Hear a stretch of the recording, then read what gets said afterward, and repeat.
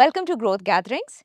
Here we share real stories related to corporate, business, and entrepreneurship. Hi, I'm Fariha Salahuddin. I'm your host. And in today's episode, we will deep dive into some real stories related to entrepreneurship. Our guest today, Ahmed Ayub. He's a Chief Strategy Officer at Conrad Labs. Ahmed has built companies. He has seen the success of growing a company and some lows that we don't often talk about. So, this episode is about authentic conversation and the lessons learned. Thank you, Ahmed. Thank you for joining us. Thanks for having me. Excellent. How did this journey start? You always wanted to be a software engineer, or was it by chance?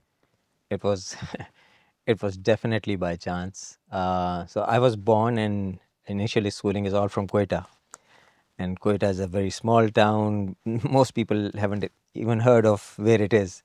So it's not near Peshawar. It's in Balochistan. It's very close to Afghan border. It's a small town. It's a provincial capital, but there are not a lot of opportunities of further studies after FSC, and most of my early years were Urdu-medium. So when I when I recall some of the mathematical equations and tables, they are all in Urdu. So I was in Quetta and wanted to obviously study further. So after FSC, I had heard of something called IBA because you go there and you do BBA, and if I remember correctly, in 1993, 4 or 5, BBA from IBA was 2 years. So you do 2 years of BBA and then 2 years of MBA, and then you join one of these bigger firms, and it was supposed to be good jobs. So I came to Karachi to get an admission in IBA, and I couldn't understand a word of English in the entrance test. I tried twice, failed miserably, went back to Quetta. What do I do next? Then Institute of Chartered Accountants, they started a basic accountancy course, which would turn into chartered accountancy. So again, our brought up was actually mostly was done in a way कि अच्छी जगह दाखला ले लो तो अच्छी जगह job मिल जाएगी. Correct. A typical middle class family. Middle class values, yeah. So my father was a doctor, general practitioner. My grandfather was a doctor, general practitioner. So my brother was a doctor. My puppies were doctor. My sister was a doctor. I didn't want to become a doctor. So what else would I do?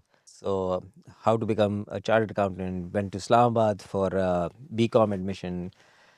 And in Islamabad, I took an admission in BCom, and there, one of my cousins, Daud, he came from the US, and he said, "Kya पढ़ रहे हो?" I said, "BCom करेंगे, and then we'll go into CA." Forget that, yeah. Everybody studies computer science. You know, I haven't even seen a computer. What's computer science? And they go, "Nee, nee, it's all there." And remember, this is the end of 1995. So, I mean, just before even Windows 95, right? So, so he suggested that there is an institute, FAST, Institute of Computer Science in Lahore. Just go there and apply. Those days, nobody knew FAST. I applied, I got in, and I became a computer science student. So that's how I That's how was you got thrown in. into it. And then you joined ABN AMRO Bank, again a renowned bank, and you were in their software development Yeah. So department. yeah, ABN AMRO started a company called ABN AMRO Global IT System. So ABN AMRO was a huge bank, around 100,000 employees worldwide, and they decided that they want to have all their software development in-house. And they started off with Pakistan. Very lucky for us at that time. But unfortunately, so they were ending all their consultancy contracts with IBM and EDS, and they're moving everything here. Unfortunately, 9/11 happened. ABN AMRO decided to wrap the unit up. We were supposed to be 500 engineers in their Lahore office. So it shut down. And then post 9/11, there were challenges in local software industry. Then I moved to Islamabad for a couple of years at LMKR. And then moved to Karachi because wanted to be closer to family. My wife's family was in Karachi and my family was in Quetta, so Karachi. And then 2006, I moved to Karachi, and then Karachi became home, and and I'm here since. Since 2006. Yeah. I think before we move forward, what I like to understand, a boy who grew up in Quetta, and we all know Quetta um, is a big city in the sense it's one of the major cities of Pakistan, but we don't hear many stories people coming from Quetta and doing big in corporate, right? And as you mentioned, you also studied an Urdu medium matriculation system, which is often called a government, Yep. Pila school Yep. system, and then making it big. What I like to understand from you, what kind of self development effort you had to make, because it must have not been that easy. Yeah. It wasn't actually. I mean, see, and it's not only about Quetta. People coming from interior Sindh to Karachi, people coming from Okada to Lahore. Spot on. So all of them face this strange behavior. If, like for example, many of my friends in Karachi used to call me Khan Saab, right? And I was not from a Pashtun family, but because I was there. Why? Because I used to wear shalwar kameez with sneakers, right? And we were perfectly fine wearing that in Quetta, right? And I think I had a pair of jeans, yes, but that won't be my choice of dress at all ever. And then when I went to Lahore, fast Lahore, and studying in a co-education institution for the first time, everything is different. You cannot talk to your female class fellows. You're very shy of your English and all of that. So it is an uphill thing. You have to sort of make your place. Uh, but at the same time, maybe I was good at adopting, because some of my best friends are from Lahore. Plus, when you talk about corporate, when you talk about studying in a university, English is a major problem. If I cannot speak uh, English well, I'm outcast. I mean, my career options are limited. I mean, I can be an absolutely amazing engineer, but if I cannot talk to my US based customer, nobody's going to pamper me anymore. Thank you. I think this is a great journey and great learning. A few things I'll say. One is, I think, whenever you're transitioning or coming from a small town to a big town, wherever it is, that journey, there are learnings, but I think what you said is adaptability and probably that keen observation, what's happening around me, so I adapt myself, whether it's the dressing, whether the way I Yeah. communicate. I think these are important skills. You mentioned about English, which is true. I think, but there is a lot of focus. Having said that, if you we want to be a major player in the export market, there is a requirement, because if we are not able to Yeah. communicate crisply, we will not be able to probably do well. So there is a balance there. Now let's talk about, from software development, working for some big names, you got into entrepreneurship. Yep. Again, my question, is this something you always wanted to do? No. So yeah, again, so this is also interesting. Again, like most of us, I was very happy working with some very nice companies. I spent good time with ABN AMRO and others. Folio 3 is one of them, 10 Pearls.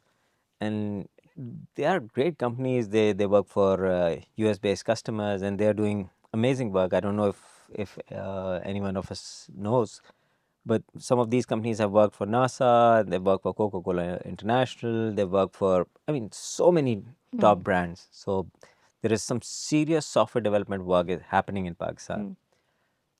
Why I left that and started my own company was because most of my employers wanted me to be an amazing employee. They wanted me to be entrepreneurial, but not an entrepreneur and leave their job. You know, I was doing the same thing over and over again. I wanted to create a company that could help others become founders or entrepreneurs themselves. I mean, I genuinely wanted it. I didn't know how to monetize the whole idea. But the problem with us, Faria, is what I thought was year over year over year, the whole concentration of an employee's life cycle is increment and promotion, Hmm. increment and Hmm. promotion. I mean, reviews, Hmm. 360 reviews, feedback, increment, promotion. Hmm. There has to be something bigger than that. They should be able to concentrate on something that's more meaningful, that's uh, more rewarding. Hmm. And again, rewarding doesn't mean that it's rewarding financially. There Just could be, financial. yeah, Yeah. it should be more fun.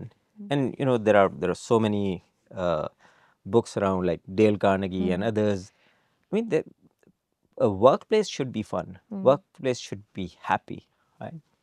So I created this small company, Xperia, and my father was not happy. My wife was not happy. I was at a very comfortable position in a nice organization, and I wanted to break this myth of increments and promotion. So Hmm. I would hire very young engineers, and I would tell them to start their companies 4 years from now, right? And we'll build that together, and you can name it whatever, and I'll invest, and you'll be the CEO. Hmm. But let's try and build some super cool stuff. I mean, I wanted to build that excitement, and obviously, you need to build business, and you have to Hmm. develop software development. So that's when I got bored of doing job, and that's why I I started Xperia. And during Xperia, uh, I met this amazing person, Usman Gul, and he came to me through our common mentor, Yusuf Jan साहब. He says that यार ये लड़का New York से आया है और ये कोई बस सर्विस टाइप की चीज़ बनाना चाह रहा है, तो can you build it for him? हाँ, sure, it's interesting. And I met Usman, and we were working together something, and in a couple of in the first or second uh, meeting, Usman asked me, what's the core purpose of Hmm. Xperia? And I showed him some of my core values and what I work on, and those typical cliched integrity and Hmm. teamwork and all that. And then I told him that it's not only to write on the wall. I really want to believe. Really want my team to believe in them. And 2 weeks later, Usman said, Ahmed, I don't have money to pay for this MVP that you're building. Okay, cool. I don't have any either. And he said, why don't you do it together with me? And this is called AirLift. And So this is when AirLift was born, and AirLift is a great story. I remember meeting you first time yeah, in your office, office. Yep. and there was a very positive vibe. There was a lot of Yep. obviously there was it's a great success story, and you had, I think, series Pakistan's first unicorn. No, we didn't make it to we touched 275 million valuation with 100 million with Series B. We could have touched $1 billion valuation in the next. Before Yeah. before what happened. What is very important for me, we celebrate success too much, right? We fantasize success. As you rightly said, we live from one promotion cycle to another, or a business, we always want to hear somebody started and made it big. Whereas life doesn't go as straight line. Yeah. There are successes, and then there are failures. We don't talk about failures because maybe we feel it's, I don't know, it's vulnerable to talk about it, or maybe because it's not as much fun. Whereas I personally feel anyone I have seen, even in corporate life, like CEOs who were fired, next time when they came in, they were a completely different person. Entrepreneurs, it is said that the ones who fail, they are the best ones. And we can apply this to anyone. It's just that we are not very comfortable talking about it. So talking about airlift, first would be good to know the success. I saw that, right? And then we know that the company doesn't exist anymore. Yep. Walk us through that journey and some learnings. Yeah. So Airlift was doing great. I think a couple of things that, I mean, there are so many things that we did right.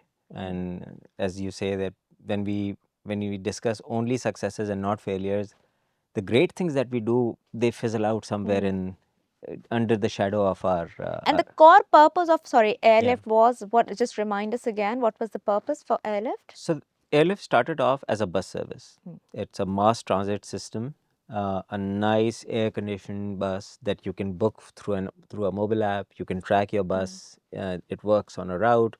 You hop in, you hop off, and there it goes. We started off in January 2019. March 2020, COVID happened, and in Mm. this 1 year, one 15 months journey, we went from 0 to 40,000 bookings a day. So people loved our service. It was an amazing feeling to be on Mm. that part. Groups of people calling us, praising us, thanking us. Groups of girls calling us that just because of your bus, now when we reach office, we are not drenched Mm. in sweat because now it's an air conditioned bus. It was a much needed thing. It is still a much needed product. Then COVID happened and all the buses were shut down. Traffic was off. We really had to wrap up. It was unprecedented. Nobody knew what to do. Our investors, us, governments, nobody knew what's next. COVID seemed to be apocalypse, end of the world, whatever. And in 3 to 4 weeks time, we started a grocery delivery service because people were staying home, and that's where things were going. And in 5 weeks, we were up and running with one restaurant, with one warehouse, and a couple of riders. And that's also something that our investors was really awe-inspired, that just in 4 or 5 weeks we just completely transformed the business, and we did that. Um, so so when we talk about airlift's success and failure, I think people need to first understand how come a company raised $100 million sitting in Pakistan. Why did it happen? And you know who invested in us? One of the founders of OpenAI, Sam Mm. Altman, was one of the investors. Biz Stone, Twitter's co-founder, was one of the investors. Kanzenberg was one of the co-founders of DreamWorks Animation. He was a investor. Uh, Tony Zhu, the CEO of DoorDash, one of our investors. And I mean, the list goes on. First Round Capital and many other top VCs. Atif Awan was one of the initial investors. Why would they invest in us? I mean, if we were all bound to fail. So there were some clear promises Airlift was showing. And the biggest promise that excited me most was the whole tech team, the whole business team of Airlift were all from Pakistan, studied from Pakistani universities, and they were doing top-notch work where these guys would invest, right? When you sit in front of Tony Zhu, when you sit in front of Katzenberg, or you sit in front of Sam Altman, you must be doing something right, you know. And I still believe that we did most of the things right. Uh, for a company to be successful, you should be making the right decision, and the environment has to support it. We were making some mistakes for sure, but the environment was volatile at a different level that we didn't see coming, and things started going south. But the HR practices that we followed, the environment that we followed, and the culture that we built is was unprecedented for Pakistan. If you talk to anybody who has worked at Airlift, they lost their jobs. Obviously, Airlift shut down. They lost their jobs. They lost whatever equity they were promised. They lost whatever outcome that had to come because they were working 7 days a week, 12, 13, 14 hours a day. And everybody, every single one of them would, in a flash, want to jump back to that same company, work with those ruthless managers that we were. And just because they were all learning, they felt they were building something. And I think that was the biggest thing that we did, that the culture was amazing. For the first time, I had a company where there were no manager cabins. We were sitting all on flat tables together, and there were no hierarchical uh, uh, management structures in that sense. There were flat benefits. So I mean, there was a number of things that we followed. We followed quite a bit from DoorDash, because DoorDash was one of our early investors. Gul also worked at DoorDash, so we followed a lot of HR practices from there. I remember Gul and I, we were working on a maternity policy, and Gul said, Ahmed, me and you making a maternity policy is an oxymoron in itself. So one of our colleagues, she was expecting, we brought her in. Said, what should it be? And what we came out with was so drastically different from whatever we have here, that some of our, our colleagues from Pakistan Software House Association and others was like, why are you doing this? This is not sustainable. And we were doing it for the mother, not for just to look nice. So there were a number of things that we were doing that were drastically different. But the fun part was that all of it was happening right here in Pakistan. We were not hiding ourselves that we are a Pakistani made, born in Pakistan company, and everybody was willing to invest. And so these were some of the really positive things. It shut down, yes, but most of our investors, especially and most of my friends and colleagues and seniors who are not in Pakistan, they were all praised because they knew the value of failure. So, Priya, when we say something is successful and something is not, what is the time frame of defining that? I mean, is this the first 3 months of that company, or the first 3 years, or the first 30 years of my career? What defines success for me?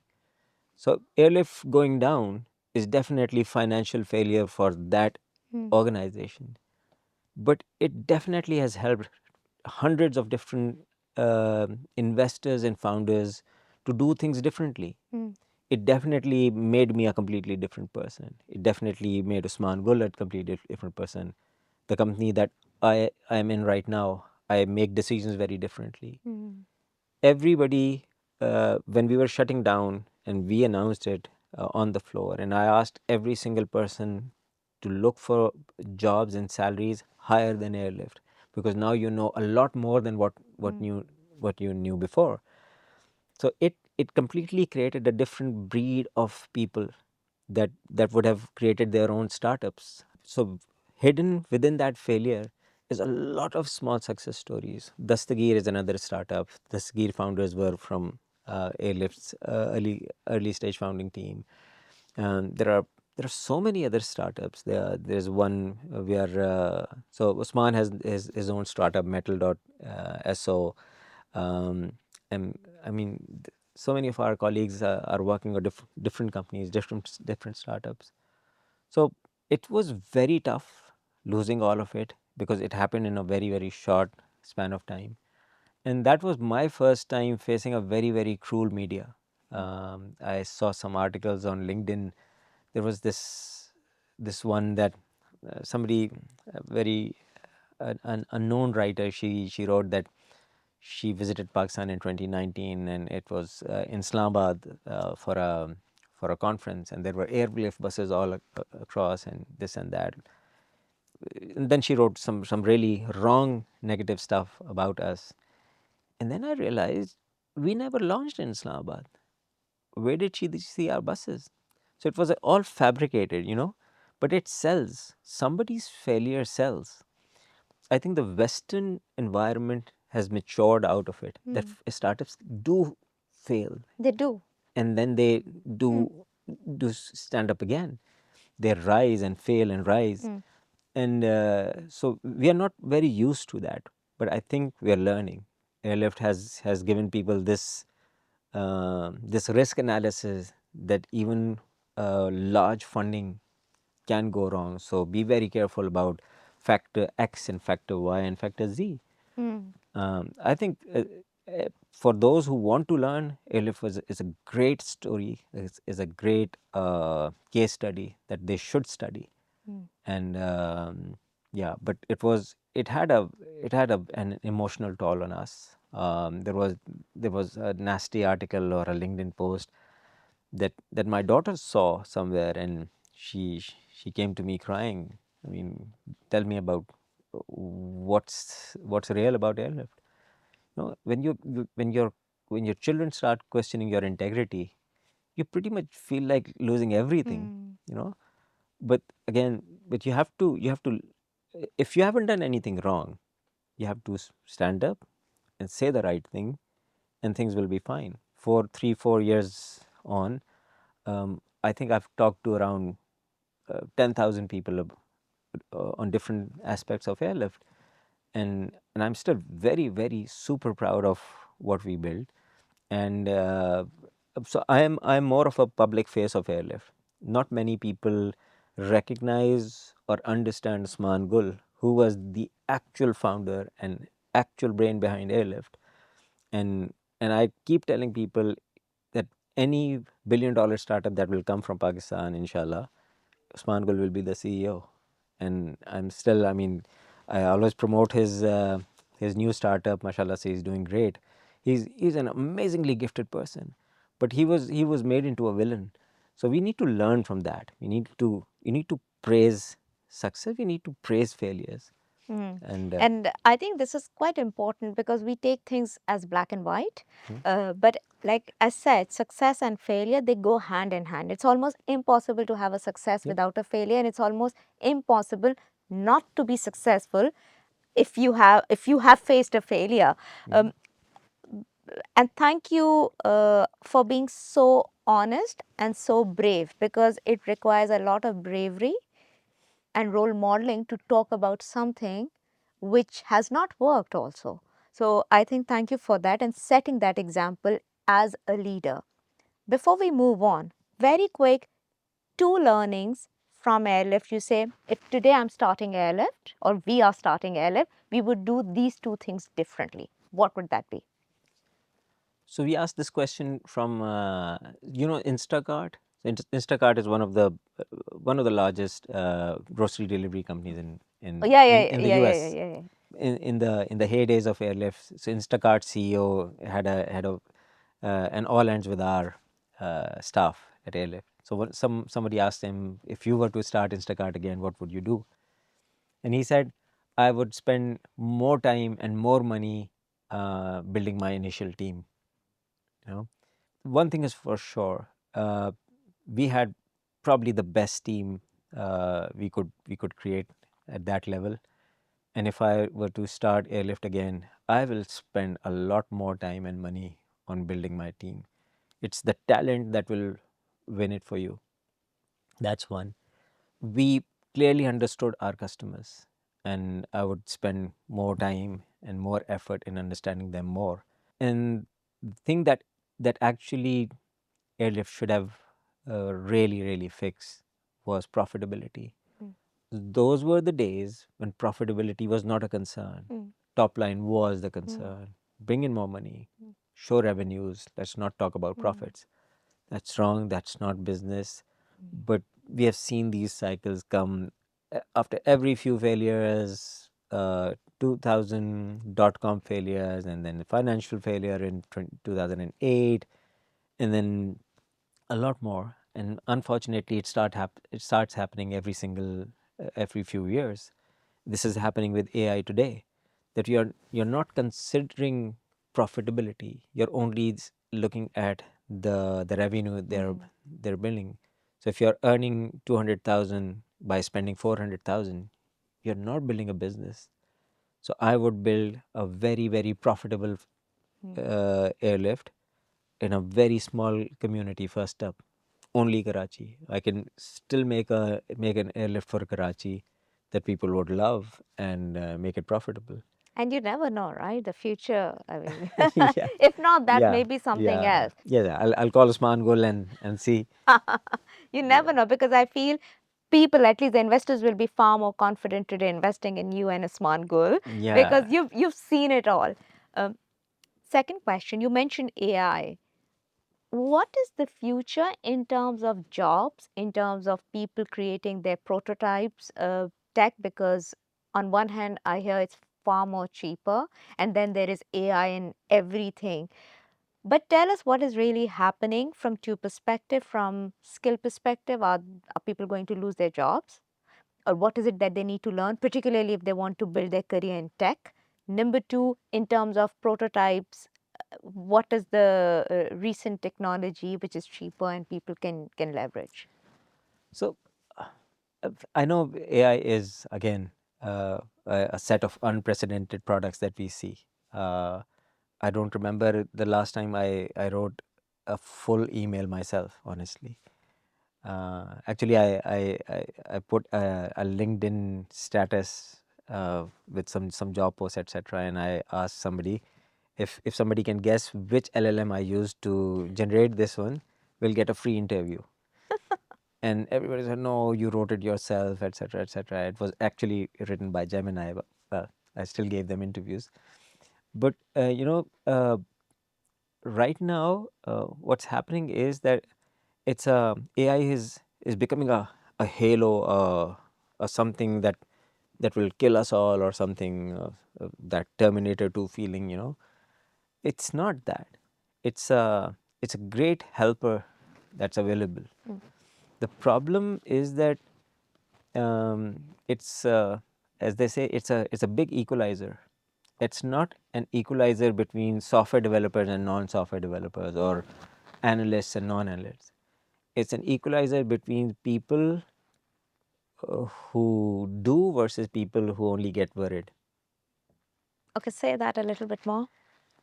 So there was this book, Seven Habits of Highly Effective People, Stephen Covey, Yeah. PTV Kitab. Very good old book, but Very very good, nice. very Huh. basic. So its first habit is be proactive, Mm. and within that chapter, he talks about circle of influence and circle of concern, and he says that if there are things that are under your influence, and if you concentrate on them, that circle starts growing, and you have influence on more things. And if you concentrate of circle of concern, things that you are not in your control, then that circle starts shrinking on you, and you stop even doing even what you could earlier on. AI is actually defining those circles for you. Are you part of the circle of influence where people jump in and do stuff and more stuff starts happening for them? Or if you're worried about, oh, AI is happening, what will happen to me? And it'll shrink on you and you'll stop doing what you could do even earlier. I think AI is a great tool that we need to learn, use, and polish your skills. Nobody can take away anything that you know if you're doing it better than them. Mm. It's a simple thing. AI is is nothing new. See, uh, we were not there when the first Ford motor hit the road, and the first horse cart went on strike. Their life was changing. There were hundreds of thousands of horses rented and being used as transport. But Ford was happening. A car was happening. A gasoline car was happening, and then it happened.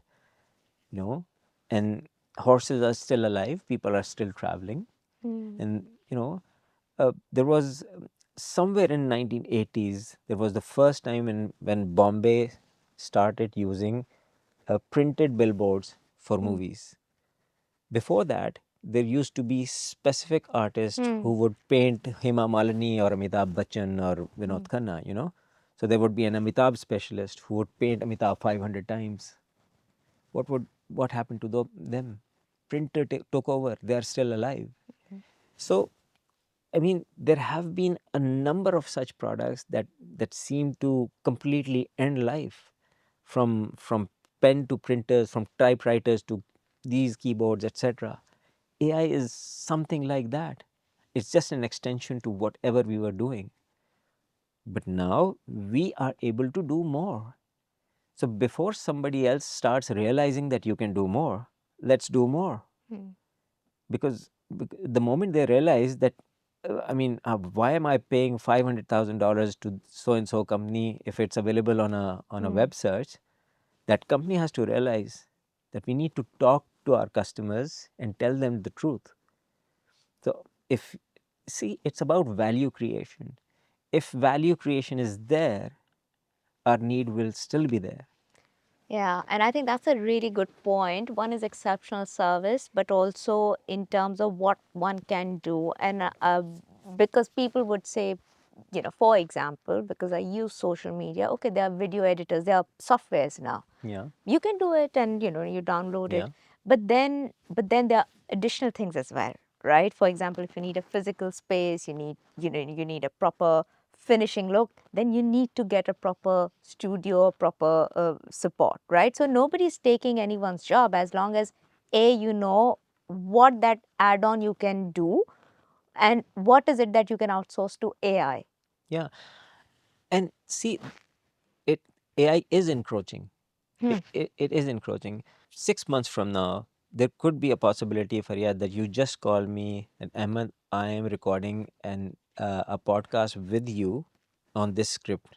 Do you approve? And if I approve, this recording is already done based on this recording. Hmm. And you can even change our clothes in Hmm. that one, you know? So, yes, that can be scary. But if you know you can do that, you can do a lot more. Hmm. See? And I will find something else to do. Hmm. So people who had horses and carts, what did they do? Did they commit suicide? No. They put their horses to some other use and themselves on some other. I Hmm. mean, we have to learn quite a bit. The other thing is that it is allowing a lot of software development to be very easy, a lot of documentation to be very easy. There is a tool from Google. It's called Notebook LM. Hmm. It is such an amazing tool for research. You just put 5, 6, 7 books in it, and then and question about it, and it will create decks and reports, etc. What is it called? Notebook LM. It's a Google's tool. It's And is and it it's is it free it's or is free right now. It's free, right now it's free? and I'll show some of that. So very recently, I was working on an ERP system for a large customer, and they gave me this detailed 20-25 page document. I didn't have time to read. I just put that on Notebook LM, and it generated a very nice deck for my understanding. I just forwarded to my customer, and I told them that I generated this from Notebook LM. See, so you can also use that. uh, 1 month ago, I could charge $5,000 of for that presentation to that customer. Now I have to be open that this tool is available, because that tool is available for them as well. Now they have to trust me to build on it. So see, so we need to redefine the trust levels. Right now, you cannot trust a single video on YouTube. You cannot trust a single short, be it a lecture from somebody or a conversation or even a movie clip. Everything is fake. I think AI will end this addiction of social media, honestly, because none of the videos will be real. I don't even trust my camera anymore. I don't know the picture it's taking, whether it's a picture or an AI generator, blah blah. I can take a picture of myself sitting on Niagara Falls right here.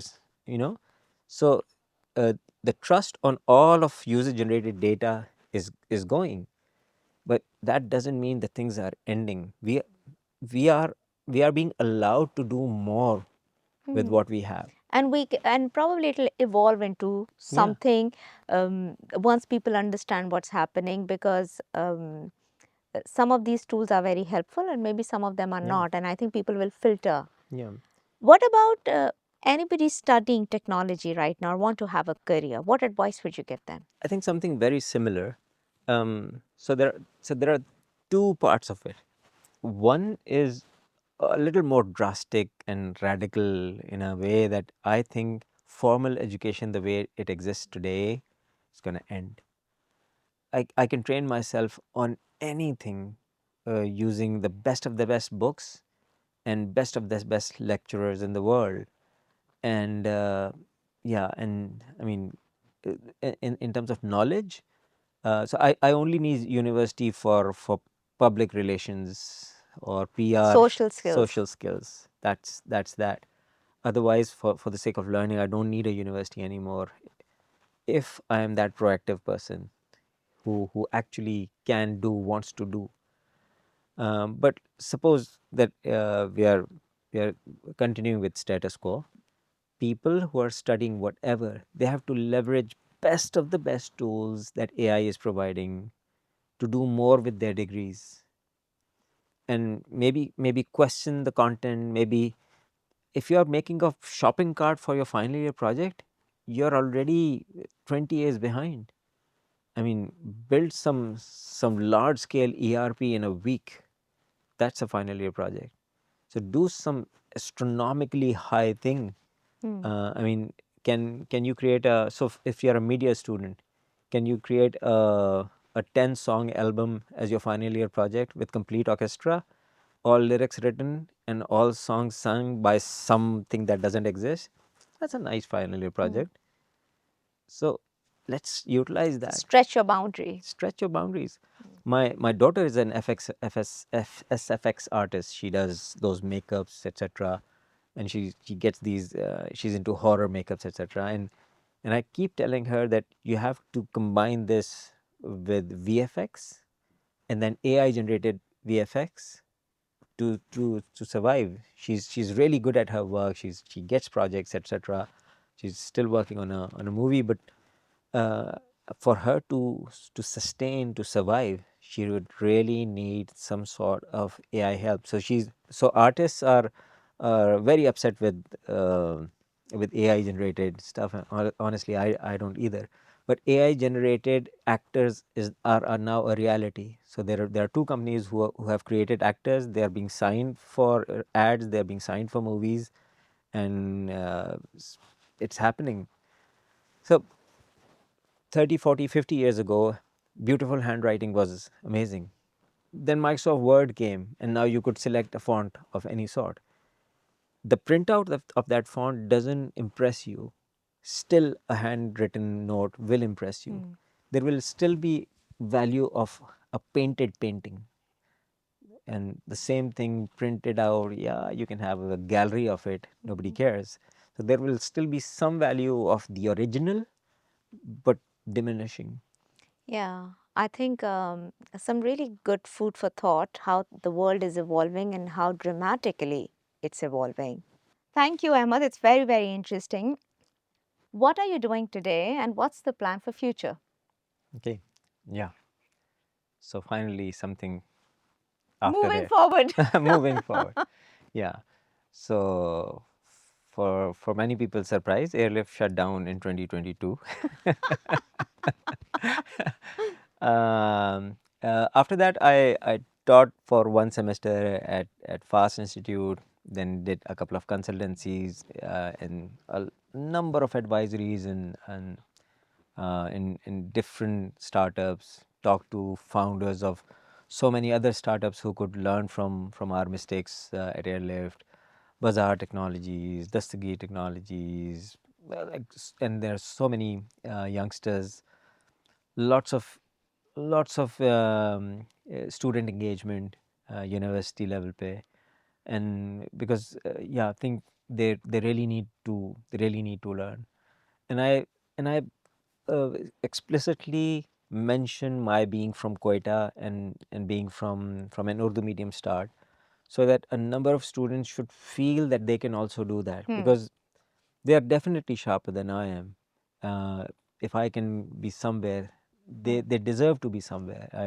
They it's just and I keep telling kids a very famous quote from Henry Ford: "If you think you can do it, and if you think you cannot, you're right." So it's here.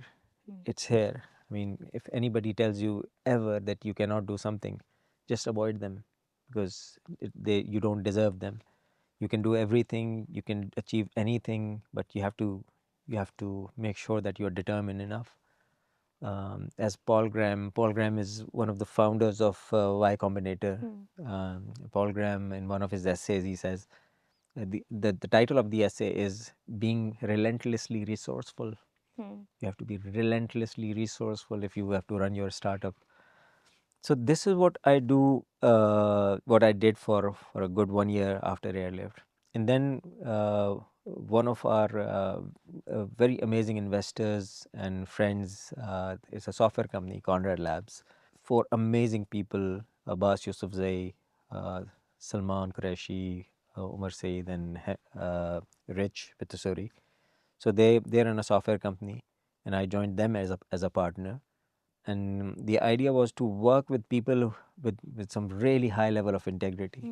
Hmm. During Airlift, post Airlift, I really needed to work with people I could trust, Hmm.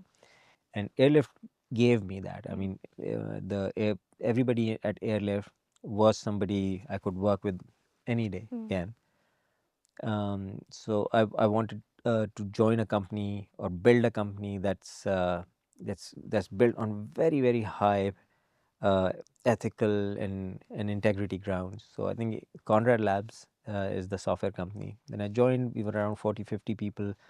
We are now 90 engineers. Uh, Arguably the best engineering pool in Pakistan. If I mean, if it sounds very salesy, yes, I'm selling. But yeah, we're definitely some of the best engineers. We are doing a number of AI based projects, a number of AI based products as well, and yeah, this is a lot of So fun. this is, and any future plan, any startup or Uh, something you're thinking? Startups are so much fun. Uh, So anybody who wants to have a session with me, or there are, I don't know how many are there. There are at least 10 different startups that I'm talking to. 8:30 in the morning, they can book a slot with me. 8:30 in the morning, because if they really want it, then 8:30 in the morning they have to be in my office, and almost every day I have that slot covered. So I'm doing a lot of startup advisory, and yeah, there are some startups that I just want to just jump in, and but we have done that very recently. I cannot name the hmm. organization, but one of the fastest growing Pakistani startup. They were having some organization issues. They wanted a CTO, so I took a break from Conrad Labs. Uh, as Conrad Labs, I was placed into their company, and we just 3-4 months just sort of shook things around. Alhamdulillah, they are doing great now. Found them a CTO. They're they're so that's fun. Products are fun, you Hmm. know. So yeah, I can never rule that out. It's just that Airlift took a lot of my family time, a Hmm. lot of my family time. My daughters graduated, elder one graduated, so I really want to give that bit back to my wife and my kids. Yeah, So before you decide. yeah, so it will, because when you are into something, you have to give your full, and Hmm. that's the way it has to be. But anything I do, Conrad Labs, Airlift, before that, um, I at times my daughters argue it has to be about Pakistan. Pakistan has got to be the the most promising land on earth right now. And recently there were some boycotts and all that. Part of it has actually worked for Pakistani Hmm. industry. You know, something that's clearly lacking is manufacturing. There should be education and manufacturing Hmm. emergency. And I think that's where the opportunity. I mean, there are lots of things that are probably not going the way we think. We hope that it should, but at the same time, there are opportunities, and I believe anyone working here, any talent staying here, they'll probably prosper. And I think as even through this growth gatherings, the more I'm talking to people, I understand that people have done well. Yep. Yeah. As long Absolutely. as they stay put and then continue to harness their talent. So we have a rapid fire Oh, round, okay. which is very popular. Mm-hmm. And so I'm going to ask some questions and you have to answer. Mm-hmm. Uh, one book every founder or anybody should read. Anybody should read. Uh, I love that book, Seven Habits of Highly Effective People. It's very basic, very cliche, very old, but man, it's so useful. Any other?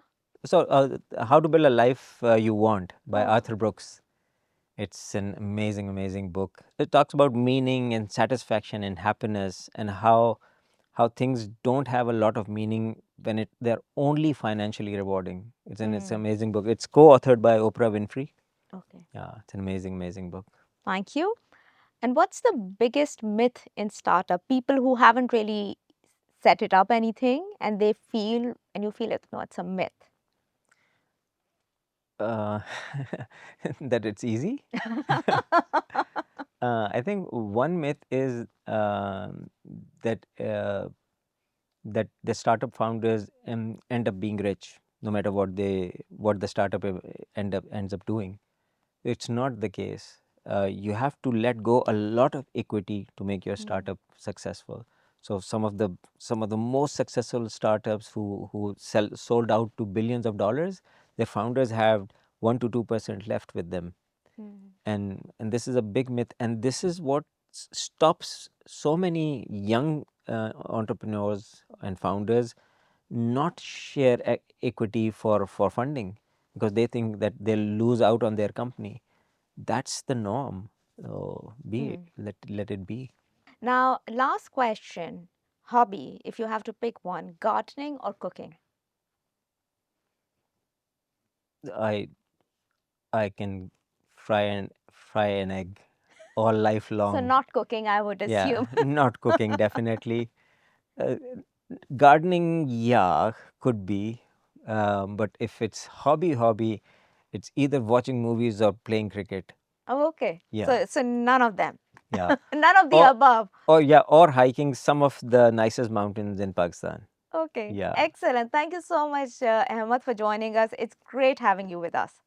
Same here. Thanks for having me. Thanks for the opportunity.